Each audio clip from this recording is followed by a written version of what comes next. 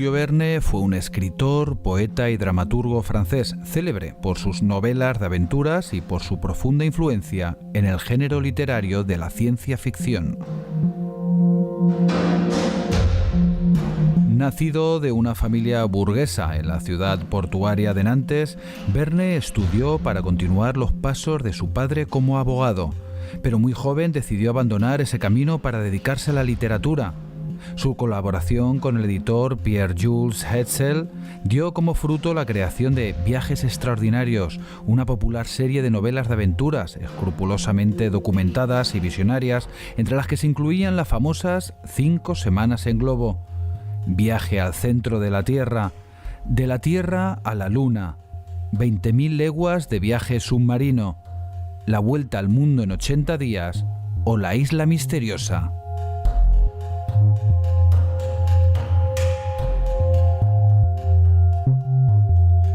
Julio Verne es uno de los escritores más importantes de Francia y de toda Europa gracias a la evidente influencia de sus libros en la literatura vanguardista y el surrealismo.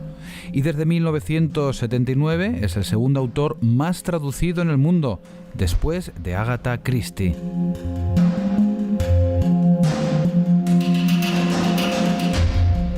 Se le considera, junto con Wells, el padre de la ciencia ficción, pero muchos desconocen que Verne encierra una vida llena de misterio y secretismo.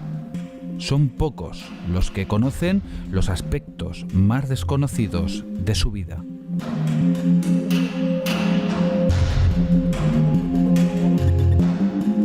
Esto se evidencia en obras como De la Tierra a la Luna, donde profetiza con sorprendente exactitud el viaje a la Luna que 95 años después conseguiría el Apolo 11. Pero son muchas obras más en las que Verne deja entrever que, aparte de su inagotable voluntad de trabajo y constancia, debería poseer alguna otra fuente de donde se le revelara tan increíbles conocimientos. Mucho se ha hablado de su posible pertenencia a la masonería, en concreto a la Sociedad Niebla.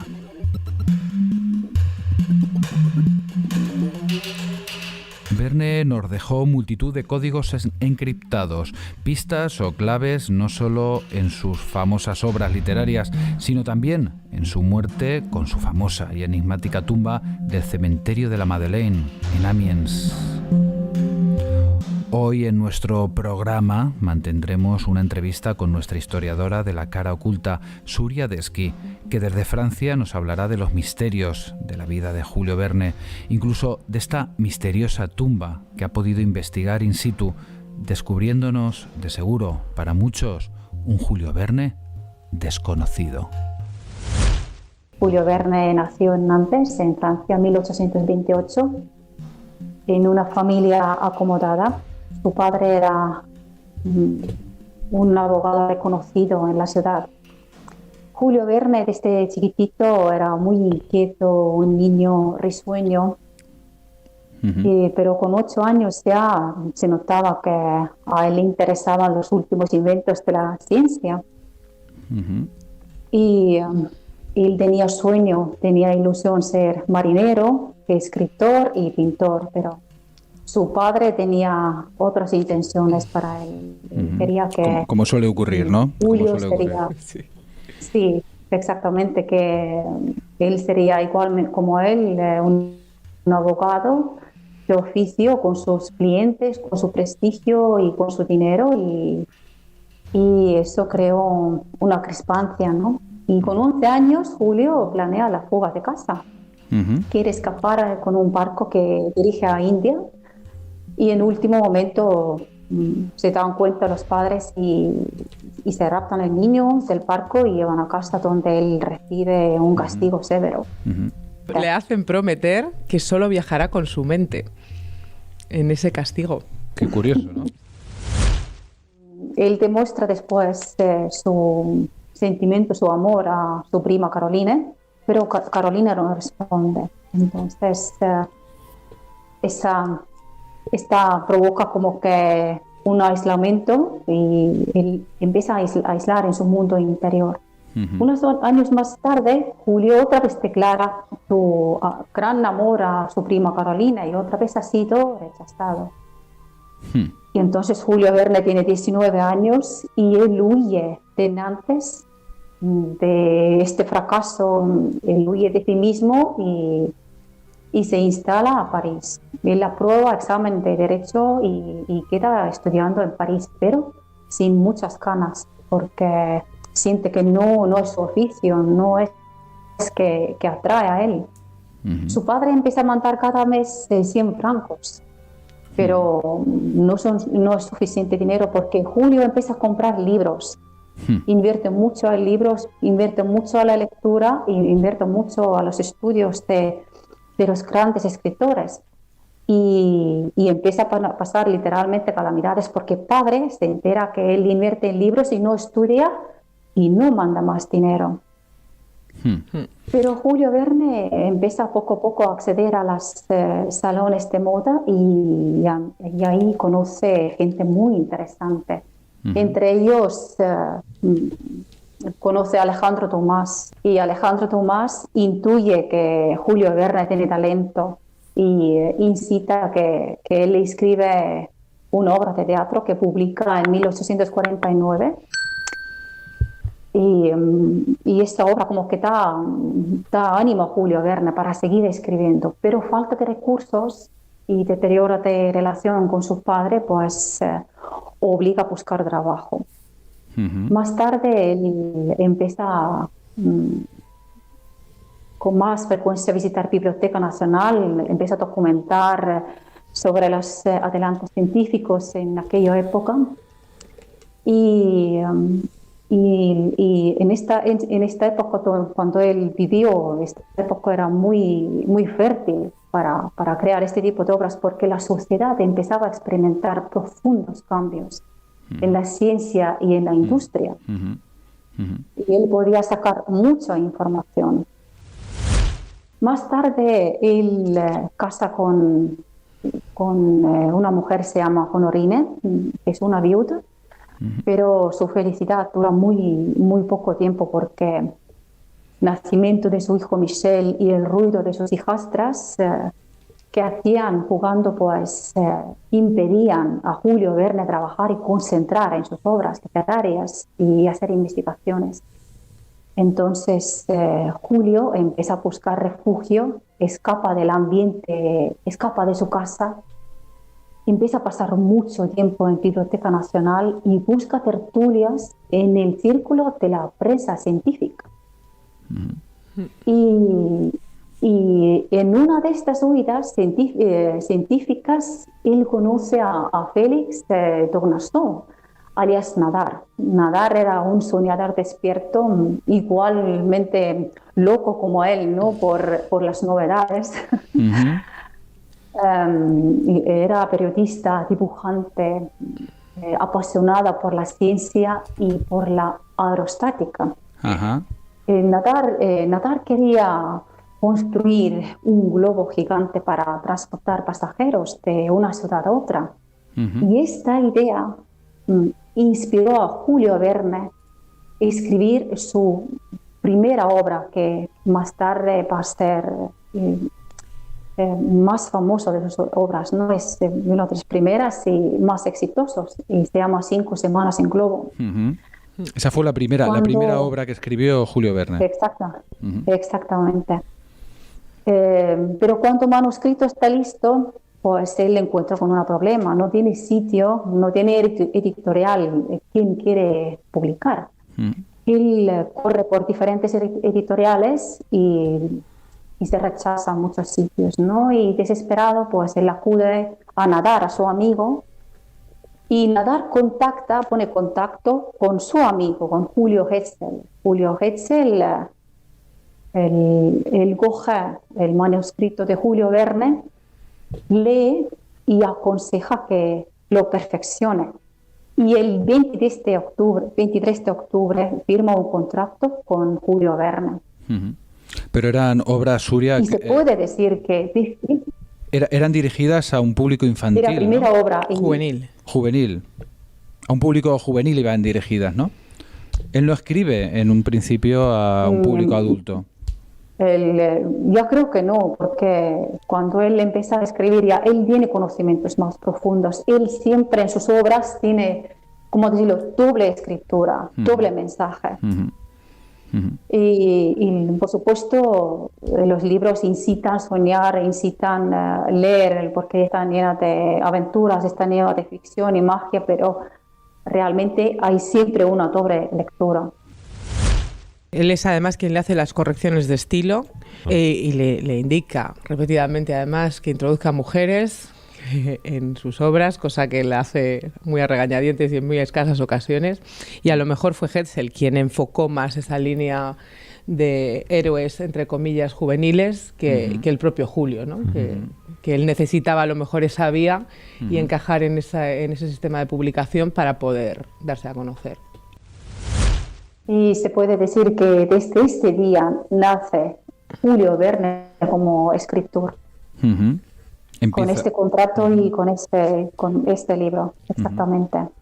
Y Julio Hetzel convierte, para él como su segundo padre, convierte un gran amigo que publica prácticamente todos sus libros, ¿no? Pero al final él consiguió que él empezaba a cobrar por libros, no por contrato general, ¿no?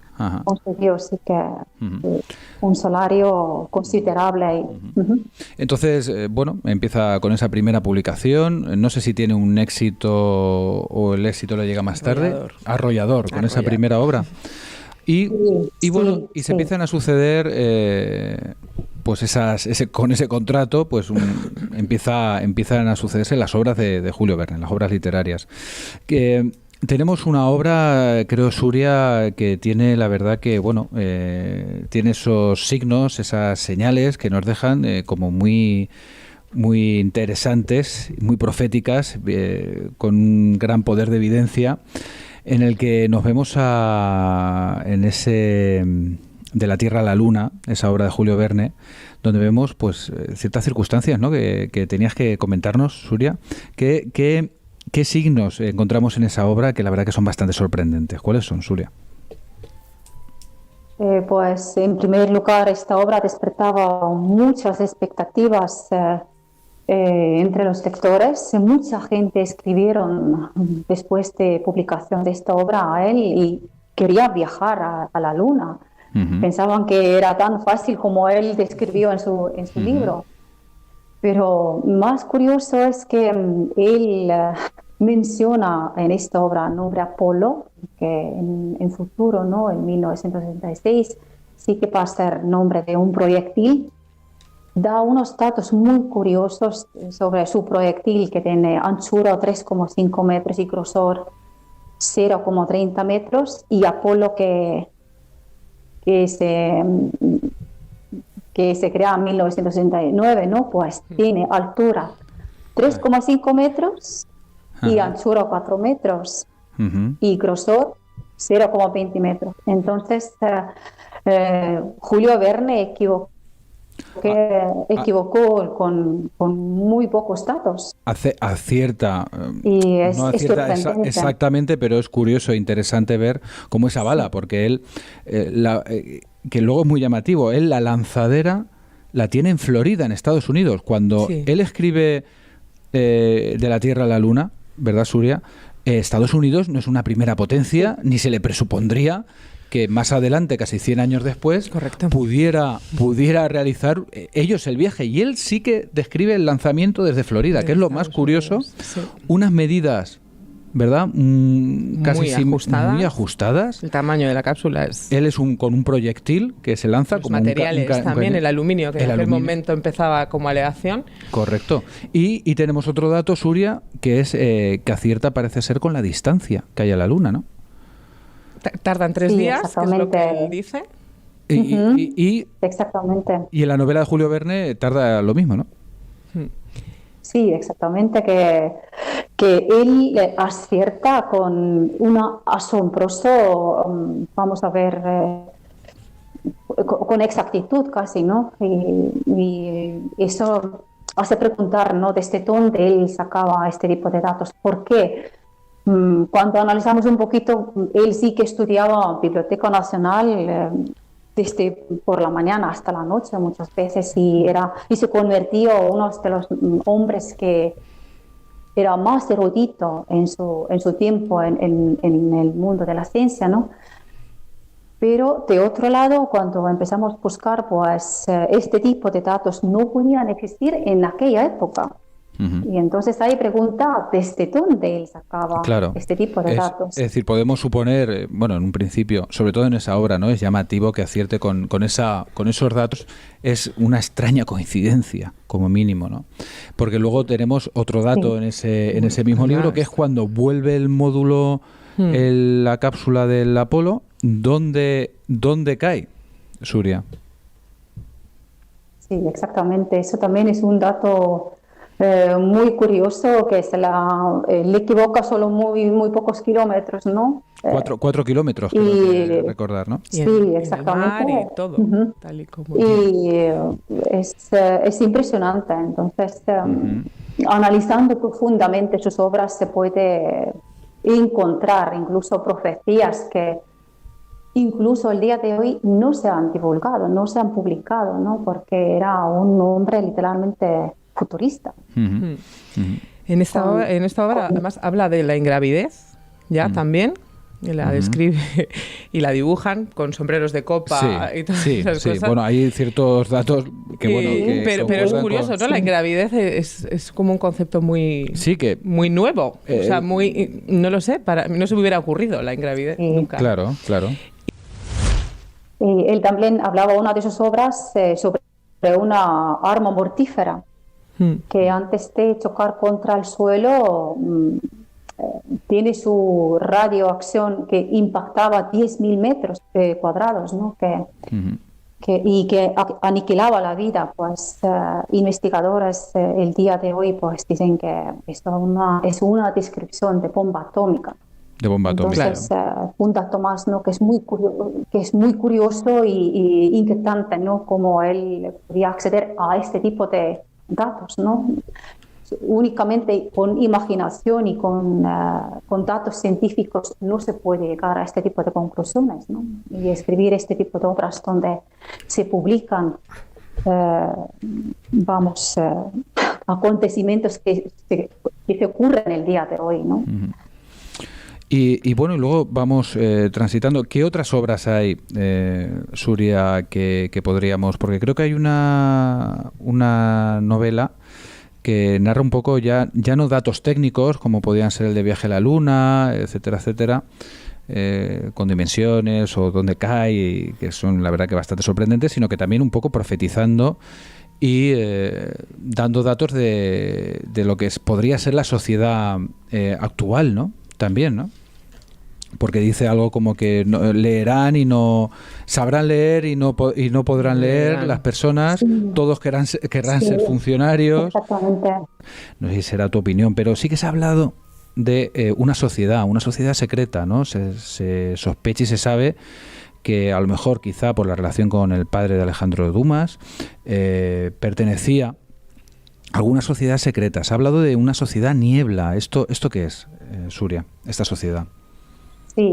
Sí, Julio Verne pertenecía con otros grandes escritores como Alejandro Dumas, Gerard de Nerval, Gaston Leroy, George Sand, a una sociedad secreta llamada Sociedad de la Niebla.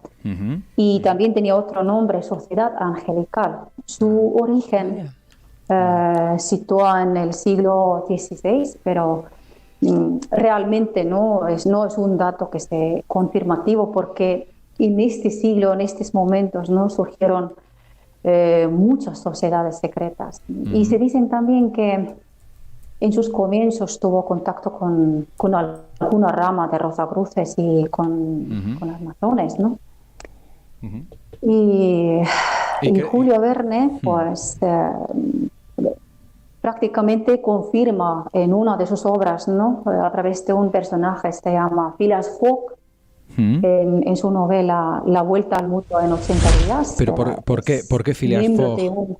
Phileas Fogg creo que encierra un enigma, ¿no? Un juego de palabras a los que acostumbraba Julio Verne, ¿no? Sí, en sus exactamente. obras. Sí.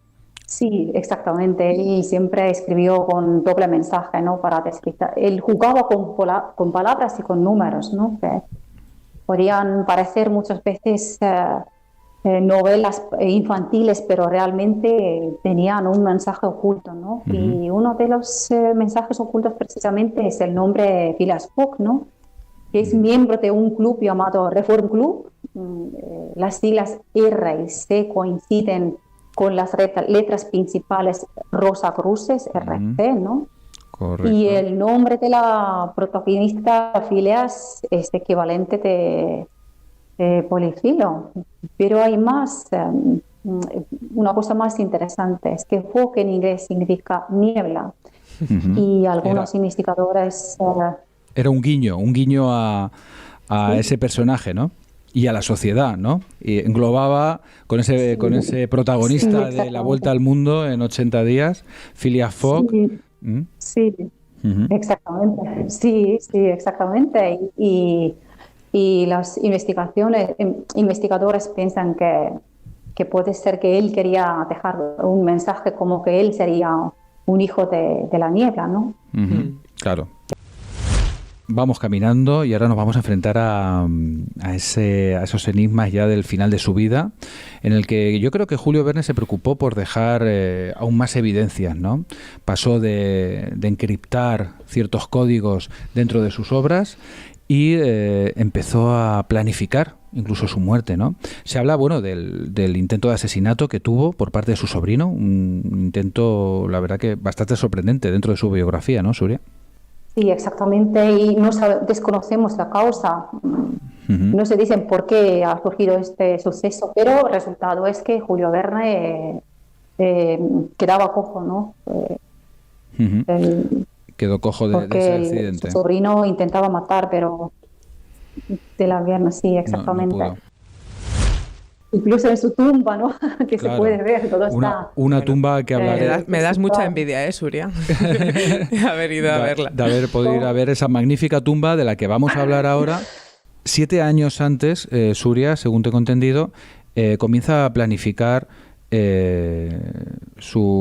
a diseñar su tumba con un escultor del que era amigo, creo. Y bueno, cuéntanos este tema, porque creo que aquí empieza el otro misterio, ¿no?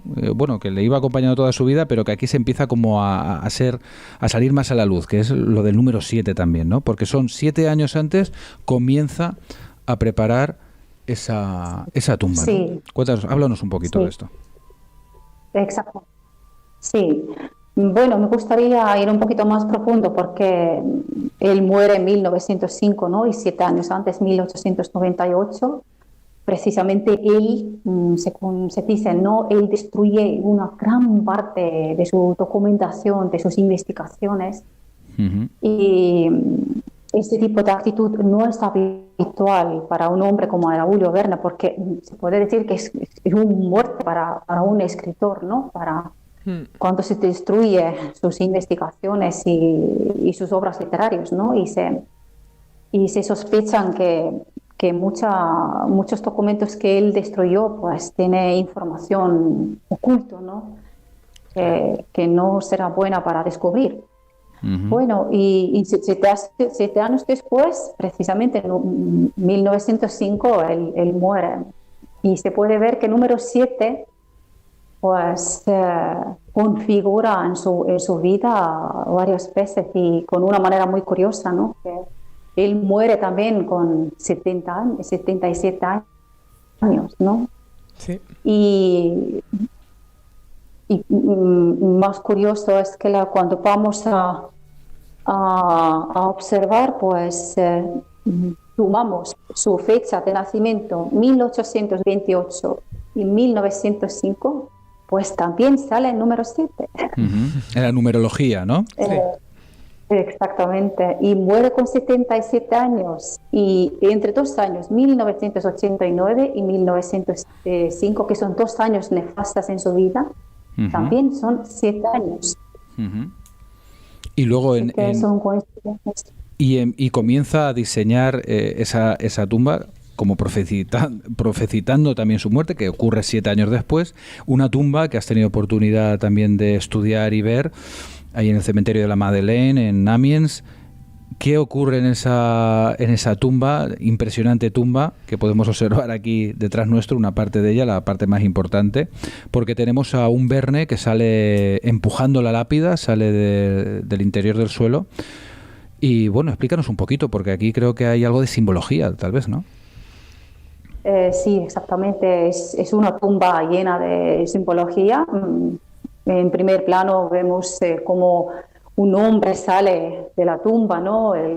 Estirando una mano arriba y con otra mano apoyando la tierra. Pues, a nivel místico, esto significa que él quiere alcanzar hacia la energía divina, hacia la inmortalidad. Y cuando empezamos también a observar otros detalles que tiene su tumba, pues detalles son muy curiosos, ¿no? Y es como que una escritura oculta que habla de un gran iniciado que conoce profundidades del esoterismo, ¿no? Uh-huh. Y me gustaría mencionar aquí unos detalles que son muy interesantes. Por ejemplo, la rama de olivo que se ve ahí, pues significa la paz de justo, es una versión de Biblia. Uh-huh. La lápida pentagonal nos recuerda la salud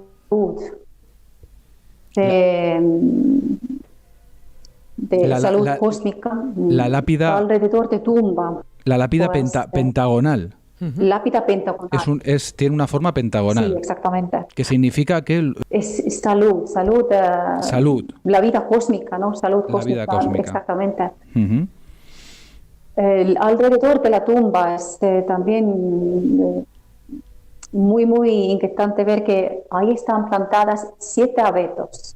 Otra vez número 7, ¿no? Como vemos, figura alrededor de él, ¿no? Uh-huh. Y número 7 significa en esoterismo, en nivel místico, potencia divina. Él como que está buscando potenciar su ser o su alma o su espíritu, ¿no? A través de estas señales. Uh-huh. Uh-huh. Pues hay más detalles. Ahí también podemos ver la rama de palmera, que significa en griego Phoenix, significa inmortalidad, un pájaro que renace de sus propias cenizas. La estrella de 6 puntas, podemos ver también ahí, es la unión del fuego y el agua para reconstrucción interior del fuego celeste. Uh-huh. Y también arriba, pues, de la lápida podemos ver una cruz dentro de un círculo que significa el opus alquímico completo. Es como que diciendo que un trabajo alquímico que está terminado aquí, ¿no? Son detalles muy, muy interesantes. Y no descuidó para nada, ¿no? Y otro número muy curioso que configura su vida es número 6. Y número 6 se identifica con la suma de las coordenadas donde él vivió, y la fecha de su muerte corresponde al número 6, 24/03/1905. Y más curioso en este caso es que personas que más han influido en su vida y más potencia han dado a su persona eran Edgar Allan Poe, Nadar y Hetzel. Uh-huh. Y también corresponden al número 6. La fecha de la muerte, la fecha de la muerte de estos personajes. La fecha de la muerte de Edgar Allan Poe. Sí, exactamente, con número 6 significa sí. También coordinadas donde él vivió, da también número 6. Y las personas que más han influido en su vida, pues. Un dato más curioso que quería comentar sobre su muerte, ¿no? Pues como él trabajaba tanto, pues él murió físicamente agotado, ¿no? Porque tenía reumatismo y tenía al final diabetes, y diabetes provocó su muerte. Pero un dato curioso que se dice que él pedía que él enterraría a él con manos no cruzadas en pecho como estamos habituados a ver. Que se pongan manos a 2 lados, porque esta posición facilitaría salida del alma del cuerpo y a un nuevo renacimiento, ¿no? Entonces también es un dato curioso. Fíjate, ese dato, Suria, yo voy a aportar aquí algo a la mesa. Vamos a tratar, estuve invitado en un programa donde, bueno, di mi opinión junto con otros contertulios sobre los misteriosos crímenes que tenemos aquí muy cerca, que hablaremos seguramente en algún programa más adelante, el crimen de Alcácer, el crimen de Macastre, ¿vale? Y curiosamente hay una chica de las que aparece muerta en el crimen de Macastre, aparece sospechosamente con las manos justamente como en paralelo y como si estuviera durmiendo su cuerpo, como que lo hubieran colocado adrede, ¿no? Y no había muerto ahí, ¿no? Se demostró que lo habían colocado ya el cadáver en una cama, en una casa muy cerquita de aquí. Quizá la tengamos a 10 o 15 minutos donde se produjeron estos sucesos. Solo apuntarlo y reseñarlo porque me lo has hecho recordar y la verdad que bastante curioso. Suria, sigue comentándonos, porque ahora yo querríamos saber de aquí cuál es tu opinión, porque bueno, se ha dicho que Verne era un trabajador incansable, un genio, pero que otros opinan que podría haber tenido alguna especie de revelación, no sé si por medio de esta sociedad niebla o por medio de algún contacto o algún... ¿Crees que pudo haber algo mucho más enigmático? Mucho más Estoy misterioso. segurísima porque solamente con los estudios que él creó en la biblioteca, ¿no? A través de descubrimientos científicos en aquella época, pues, aunque él trabajaba mucho y duro desde las 5 de la mañana hasta la noche, ¿no? Una persona solo con datos científicos no puede llegar conocer datos de futuro y descubrir, vamos a ver cómo él describe bomba atómica, por ejemplo, o escafandros, o submarinos, o televisión, o rascacielos, ¿no? Imaginando, pues, en mi opinión, solo con tantos científicos no se puede llegar. Yo creo que hay algo más allá. ¿Opinas que a lo mejor se podría haber acercado, pero tal vez, hubo algo más, ¿no? Quizá, ¿no? Alguna revelación podría haber sido, pero como quemó aquellos documentos, se destruyeron. Sí. No sabemos la causa, misteriosa causa por la que Verne destruye esos documentos, temiendo quizá algo después del intento de asesinato por parte de su sobrino. Pues no lo podemos saber. Y la verdad que seguirá patente ese misterio, ¿no? De Julio Verne. Él defiende en todo momento que simplemente se documentaba muy bien, que estudiaba mucho. Y nunca dijo que... Él siempre, de hecho pone, he recogido documentos, intuiciones de mi época y las he plasmado en mis relatos, nada más. Por un lado, yo creo que tiene una gran imaginación, como otros tantos genios que ha habido, como el mismo Einstein, que podría ser pues el misterioso Einstein. Einstein y Leonardo cómo pudo, no tienen límites. Cuando hoy en día estamos aún demostrando teorías que Einstein fue capaz de visionar y de ver, ¿no? Yo creo que va enlazado por ahí.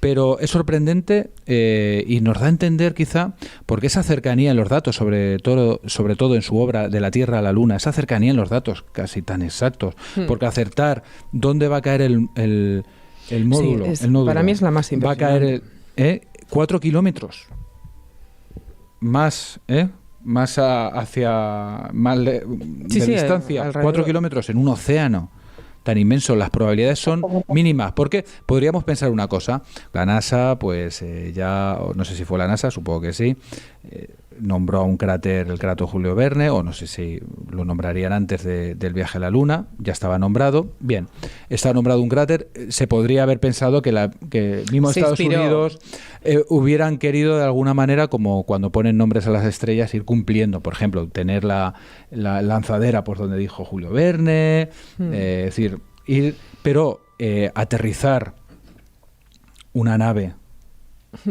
un módulo para que entre por la órbita exacta, ellos mismos lo saben, no son capaces de hacerlo exacto, eso no puede ser, es impredecible. cae donde cae. Ellos luego localizan dónde cae y van con los barcos. El margen de error es 80 kilómetros de diámetro en las predicciones más exactas, claro, y él no llega a esos kilómetros. Claro. O sea, pero que luego coincidiera con los 3 días. Eso es otra cosa que no...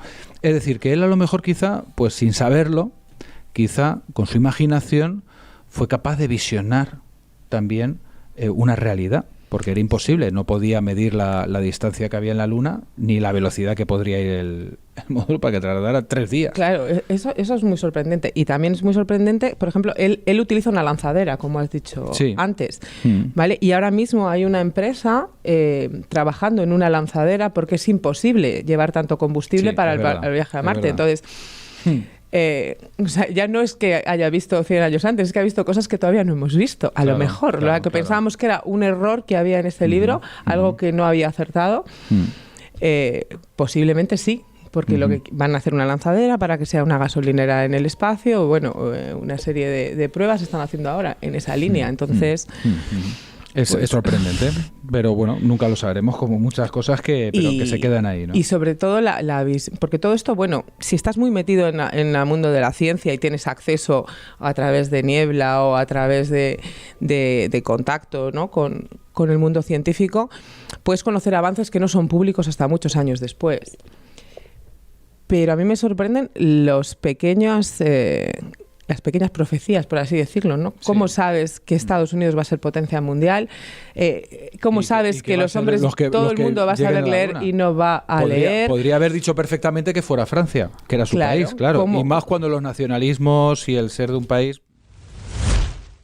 A mí como obra me parece súper interesante la obra póstuma que se publicó después de su muerte, está sin terminar, Invasión del Mar se titula. Y ahí habla del cambio climático, de los polos, de la desaparición de Europa bajo el mar, de la vuelta del hombre a la vida primitiva, todo eso. De la Tierra a la Luna, en el que él habla de Florida como lanzadera, y en siglo XXI él habla de Estados Unidos y Rusia como potencias. Potencias económicas. Cuando Estados Unidos no era la primera potencia. Ni Rusia.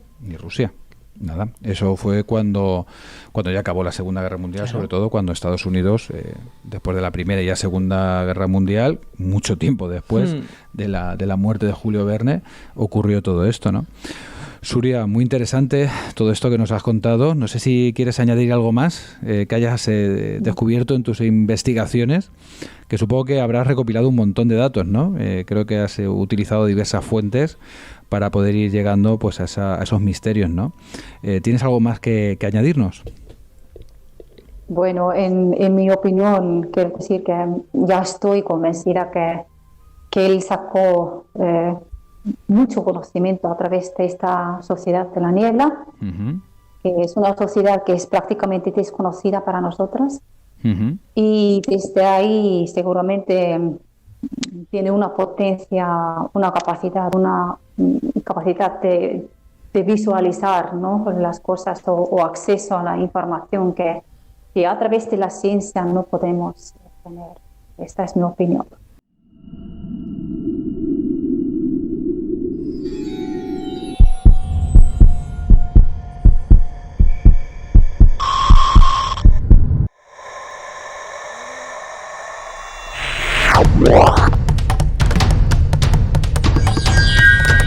Okay, engine stop. ATA at a descent. Boat control, boat.